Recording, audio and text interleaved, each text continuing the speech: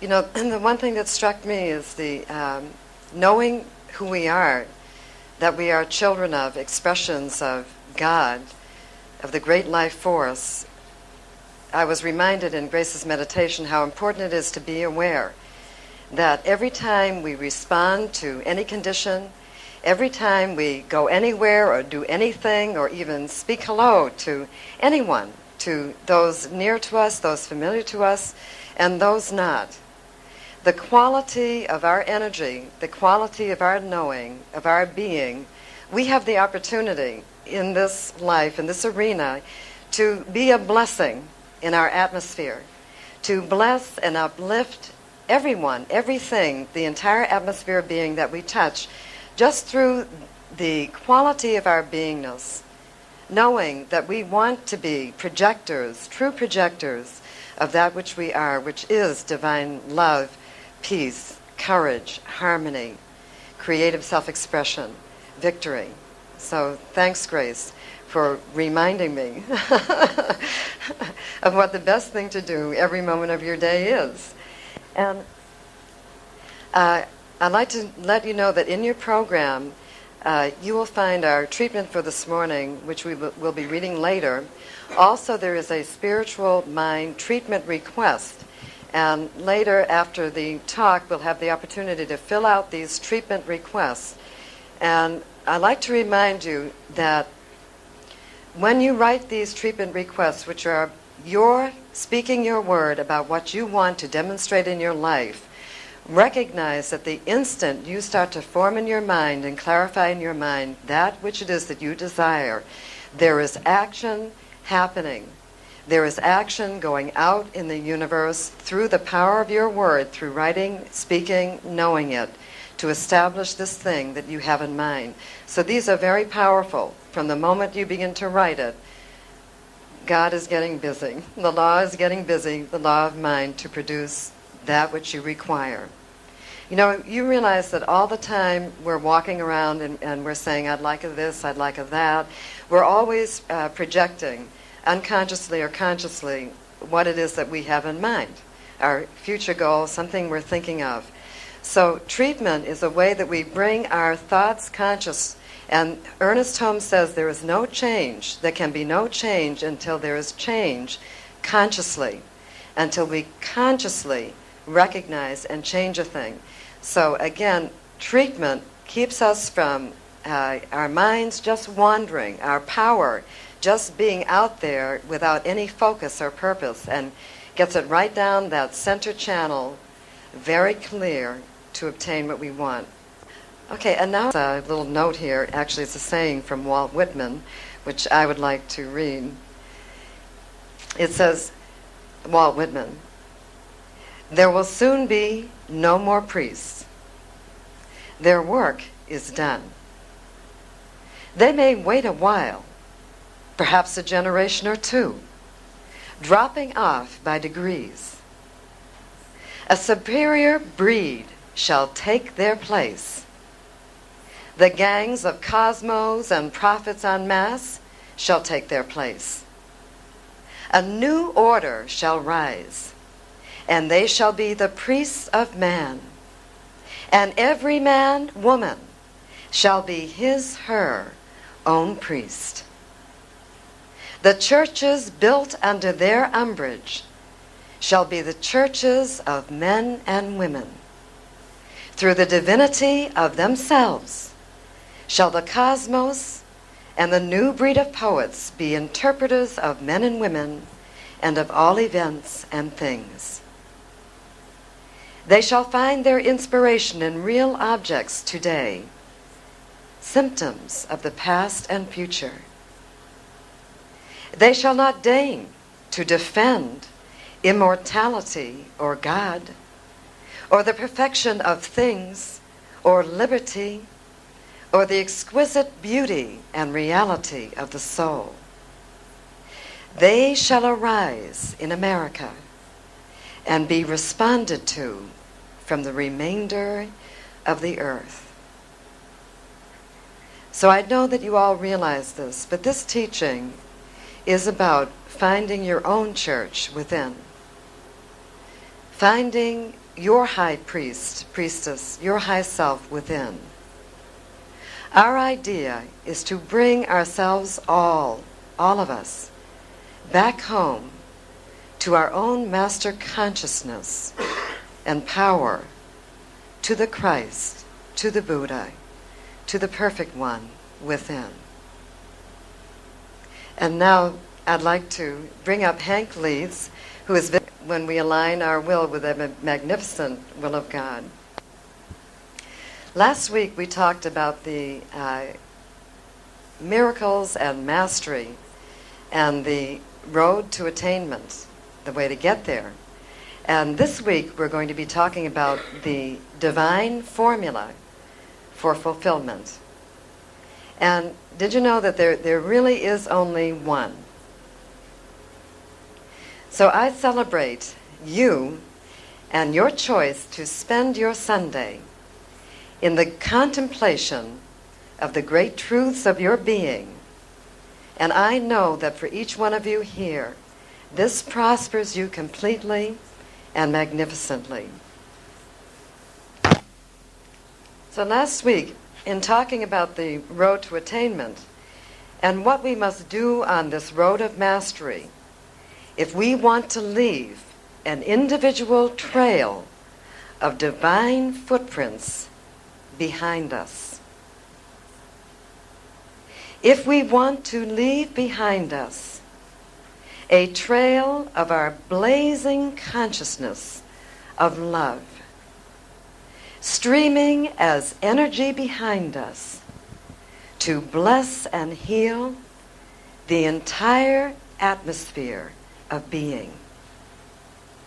And that one task, to create such a sublime history and record such as this, is to align all our thoughts and feelings with the consciousness of divine love, forgiveness, and release. Release of all the past, all its sorrows. This continuous action, moment to moment, done, frees us and brings our power into the now, opening the way to receive directly of God's great gifts and glory. For in so doing, in consciously becoming this great consciousness of love, we become one with God's nature, the nature of the infinite mind which holds us in its embrace. We become like it in all, like itself. All our patterns reflect the divine essence. And so we are automatically experiencing its mighty blessings of freedom and attainment. And so just as there is only one way to get there, through love, there is only one way to experience, to get that good we desire. And that is through the absolute perfect acknowledgement that God, Spirit, the great I am, is all in all. The source of every good that I desire. In fact, God is the desire come to me, the doer, the accomplisher, and the deed done. The thing itself, the one and only, the only knower through me, the only doer through me, and the only manifesting power there is. This continual acknowledgement of the great truth in any situation, making that great choice to put ourselves aside and to hand the works over to the divine intelligence, will bring forth sublime and instant and perfect manifestation in anything, in all things. So this is really what is meant when we say, I let go and I let God. For is there any desire that I can have, or thought that I can think, that does not come to me through the great field of all-inclusive infinite intelligence?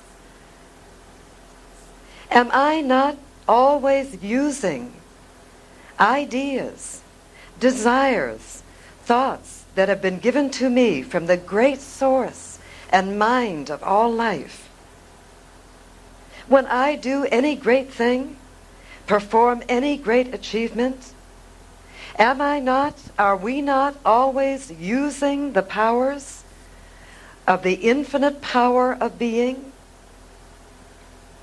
That which propels, moves, and perpetuates all of life?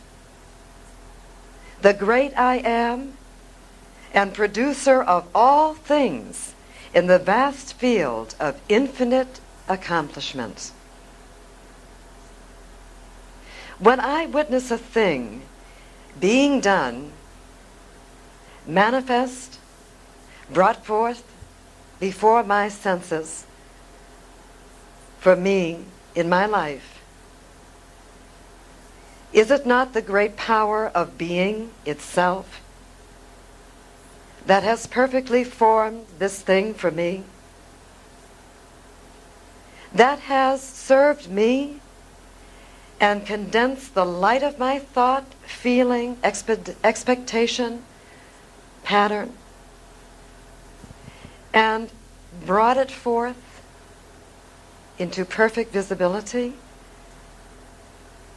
formed right there as the thing I have asked for, the thing I have desired? Is there anything, in fact, that I do, have, own, or am of myself, that in fact doesn't actually originate,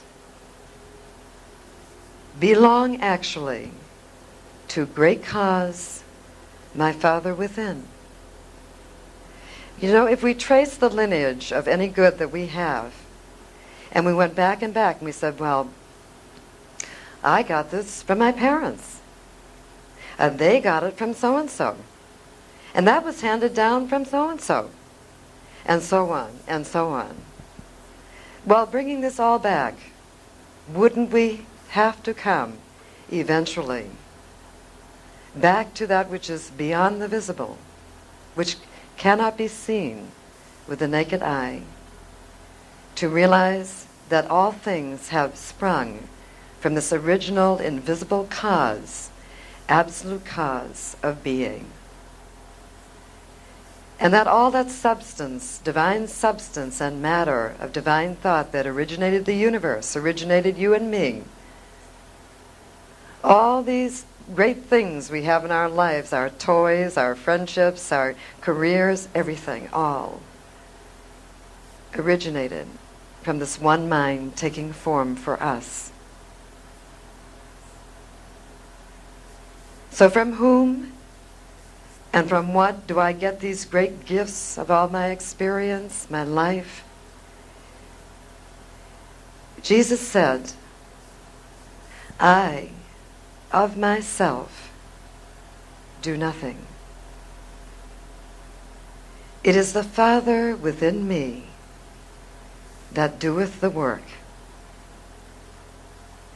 And so, in thinking upon this, we begin to understand, to incorporate for ourselves, permanently inscribed on the halls and walls of our being,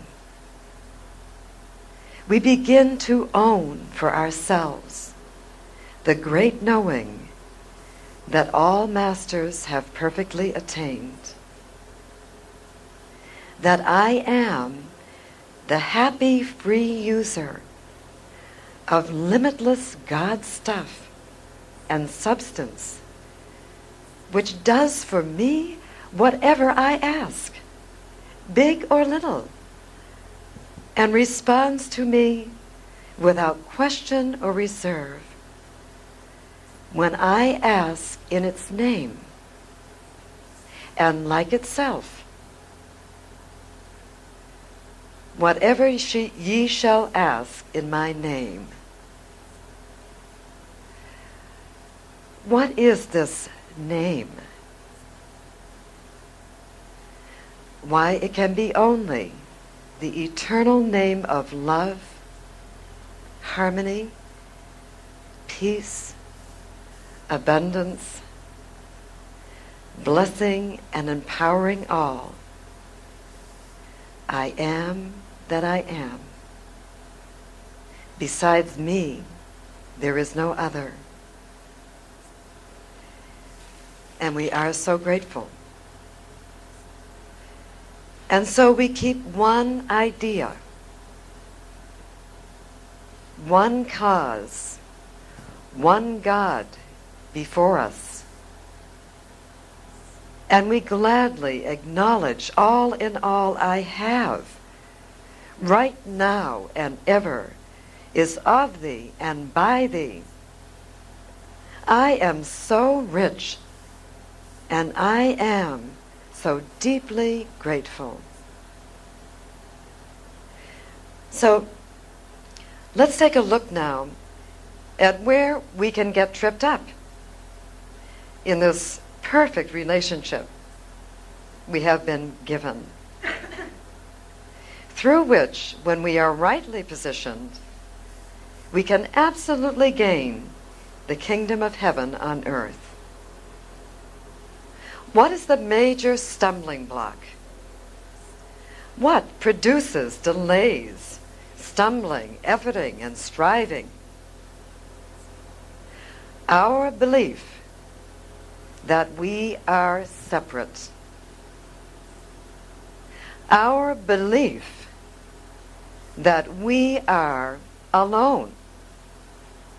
Actually, broken up, alone, you could say you're all one rather than alone. That would work a lot better and be more the truth. The belief that we must, or we are, doing it ourselves. That there is not enough. That maybe it won't happen. That we have to bring our personal will to bear on that which is already perfect. And of course, if this is the consciousness that we have, no wonder we find ourselves coveting our hard-earned victories. No wonder we further isolate in fear of loss of the thing we have so hard won. No wonder we are suspicious and filled with doubt, and spend our time protecting and holding on to whatever we have. No wonder that though we are externally rich, we feel poor. Though we are externally successful, we tremble with the fear of failure at the very roots of our being. For we feel that that which I have created all by myself here may go from me. And then, what am I? Who am I? Perhaps there is no more good for me. Is there anyone in this room who does not know the terrible pains of this consciousness? So and then, we look at the Christ, a Yogananda, the Buddha, the sweet, blissful masters of love and light, and we are awed in the contrast. We say, how can this be? How can this soul, who is my beautiful older brother or sister who has gone before me, how can they seemingly go anywhere with no coin, no luggage, no visible accumulation whatsoever, walking so quietly, so serenely, leaving such a peaceful vibration of love? All I can feel is a waft of love in their presence. How can it be, with no accumulation whatsoever, that they always have what they require as they need it? What is this mystery?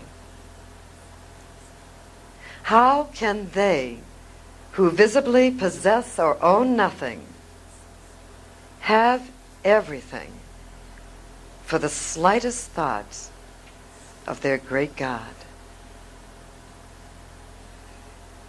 Do you see what I mean?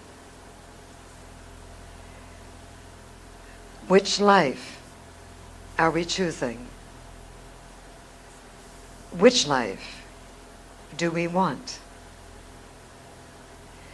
God is the only knower, doer, and all good things made manifest in my world for my use. Consider, deeply consider this great truth. Take a look at your thought patterns and see where you might have been thinking you must exert your personal will. You must work against something. You know how so often we think there's like an idea that something is opposing us. Something. We probably get it from our parents or whatever. And so we feel we have to exert our will to be sure. But in God, that's just a belief. It's not a reality. In God, there is no opposition. So think where you may be thinking about this, where you have to exert your personal will, thinking you are alone, and say right where that darkness is, I now recognize the full presence of God acting, God manifesting. I forgive my misunderstanding. I release this to the powers, the light of limitless love, of the great I am. Who am I of myself? I am nothing. Yet with God I am all. One with God is a majority, for God is all in all. Okay, so what else about this perfect formula for fulfillment? Once you have reestablished your divine connection, what then? Praise, praise, praise. Silence, silence, silence. Thanks, thanks, thanks. To your universe, yourself, your connection with everyone and everything. Do not let go. Hold on. Cast out criticism, doubt, and fear, the most destructive and separative elements there are. Praise, praise. everyone and everything. In all give thanks. Remain in the ark, the high ark, suspended on the rock, the summit of your consciousness. Remain in the heaven of your silent knowing. My great Father within is bringing this forward from the reservoirs of his limitless being like no one else can. I know this. I am silent. I do not look at appearances, for I know and I have seen, and I am one, and I am the light and the victory, and I am the life. Oh, let my desires be one with thee. I just have to tell you a very short story which was told me by one of my students who couldn't be here today. Her daughter, she and her daughter and her mother are studying science of mind, one with me. And there's a fantastic range in the appearance of age, and such a fantastic consciousness they have. So she told me that her daughter, who is a beautiful redhead with flaming red hair and really great consciousness, 18 years old, that her daughter told her about a dream that she had. And in the dream, the daughter approached this woman. And this woman, she asked the woman, she said, could you please tell me, what is it that holds up the manifestation of any desire? What is it that delays the manifestation of the thing that I want? And so the woman turned to her and said, it's the little pileup of all the doubts and fears that go through your mind in little things. This must stop. So this was the dream, and what Catherine told me, what she understood by that, the little things. It's like when you go out to get a bus and you say, oh, maybe the bus won't come. You know, you want a taxi. Maybe I'll have a hard time getting a taxi. Or you're looking for financing for something. Oh, maybe there's not enough money. Maybe it will be hard to get. All these ideas, or maybe there's low relationship. Well, maybe there's no love for me. I never had love before. Do you see how these ideas, just instantly you say what you want instead of building a force behind it through the power of your ideas to support that thing that you want, to move it into being. We are breaking it apart, breaking apart the energy of creation through the accumulation of these little doubts and fears. So I thought this was so profound, such a profound understanding. So that moment to moment, we should watch the thoughts. Play the observer from your high self. Watch the thoughts that go through your mind, most particularly when you are approaching something that is a heart's desire, or when you're thinking about a goal. And really watch them and begin to replace it with a truth that you want to experience. For instance, bus, not coming. Oh, maybe it won't be on time. My transportation is always on time. It is always divinely guided. So we replace it with a divine idea, and we become very strong, and we must do this work. We can't snap our fingers and get the goods without doing the work, right? So this is a thing to really be vigilant, not critical, not punishing, but vigilant of the quality of the thoughts, and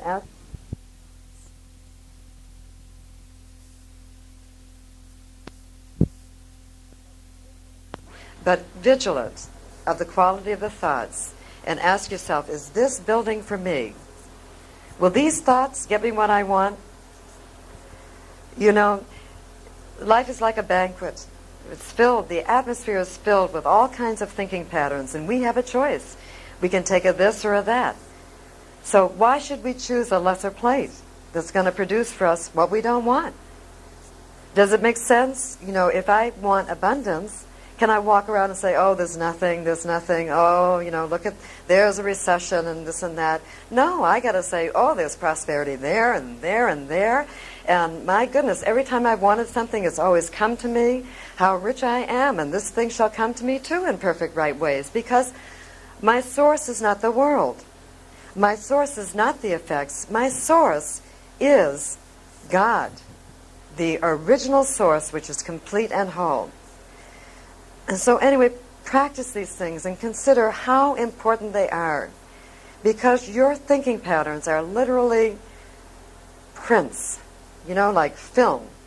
It goes into the great divine processor, and lo and behold, there's the movie of your life, right?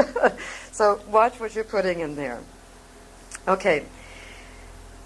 And one other thing, when you get successes, and this is something that the masters teach also, do not become fascinated with your successes, okay?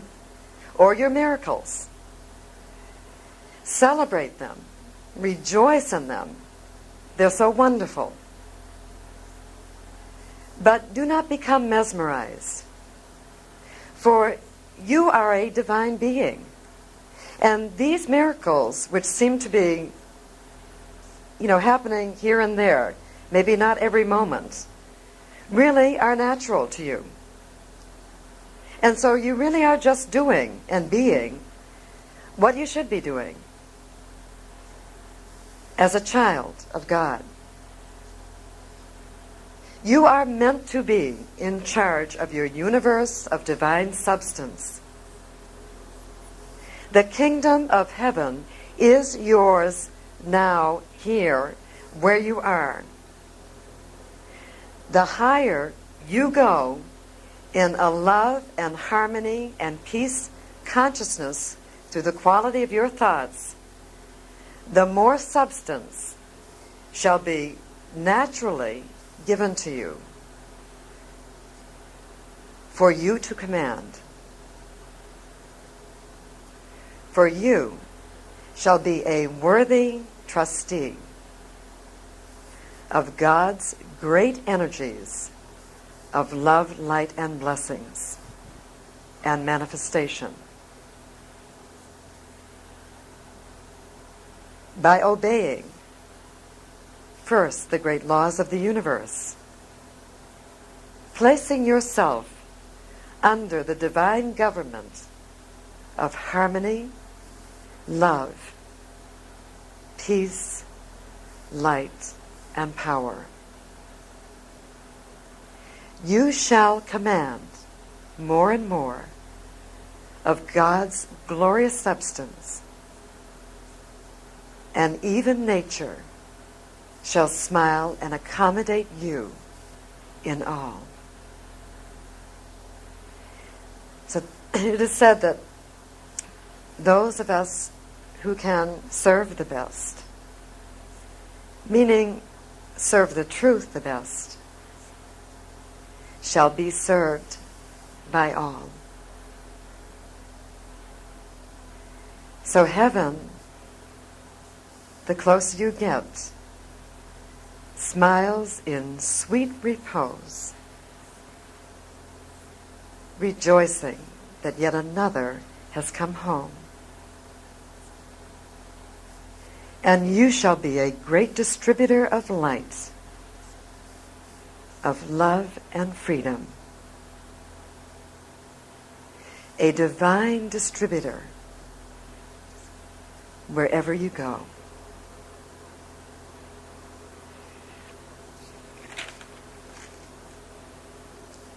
So let us just now take a moment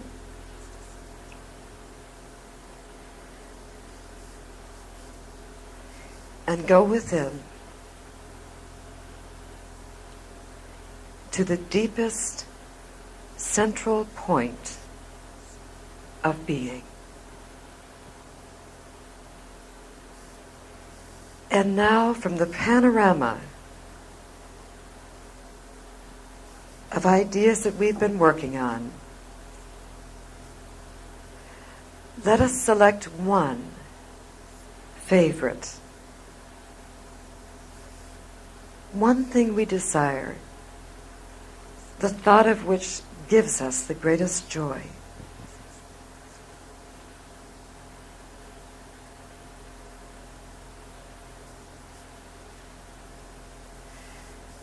And let us see now where we have been trying to be the power, holding on, perhaps struggling to try and make it come through.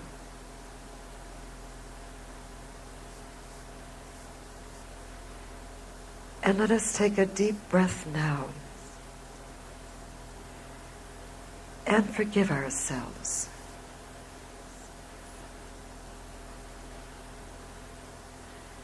And bring in the light of our great God Self,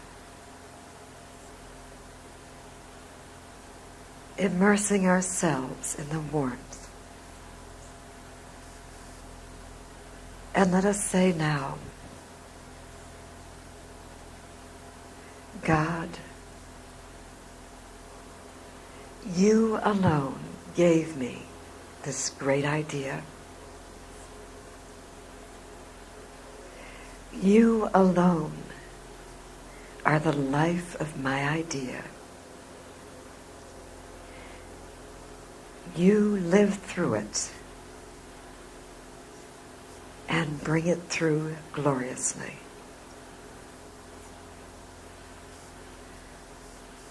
I give all power to the great God, the great I am within me, who now, in loving reciprocity, and because I am the beloved, brings forth this thing, majestic, glorious, and complete. Oh, thank you, God.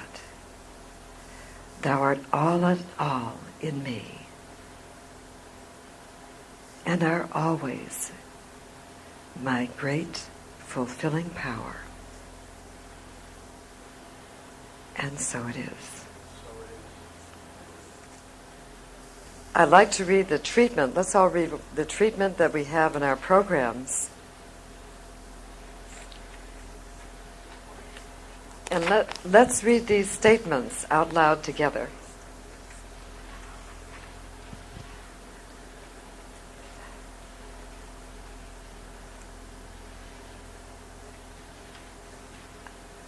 Okay? I am that I am. And right now I declare I am a being of limitless life, love, and harmony, one with God in all. The light of divine opulence and success surrounds me now, flows in me, through me, as I give myself with gladness to the divine plan for my life. I am the blaze of victory and of light. Good upon good flows to me now. Miracle upon miracle never ceases. I live under the auspices of divine government and grace. It is the hallmark of my life. I praise all in my world, beneficent emissaries of peace and plenty are where I am. I give thanks for all the good that is mine, and so it is. Okay, so let's do a closing treatment.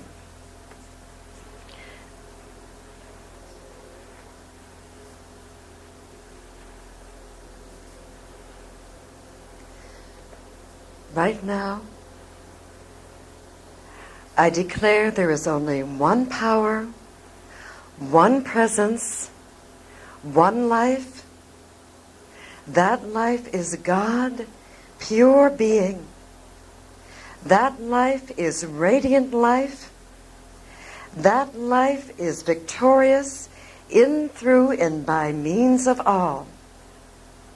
And right now, in this consciousness of the great central source of being, embraced in the presence of the great I Am, I speak my word on behalf of each individualization of God here. I know that whatever is that heart's desire, which has been waiting for demonstration, that now this heart's desire, whether it be money, relationships, health, regardless of whatever size the challenge appears to be, right now, right where that challenge is, there is only the full presence of God, perfect man, perfect being, the full presence of God acting, God doing, God being. I know that each is mightily fulfilled right now in a way that is specifically meaningful to them personally. I know that my word is one with the law of being, and that every heart's desire is certainly taken up and brought forth into form gloriously in ways peaceful and harmonious as never before. I give thanks to that great power which lovingly, magnificently fulfills all for each one here. And so it is.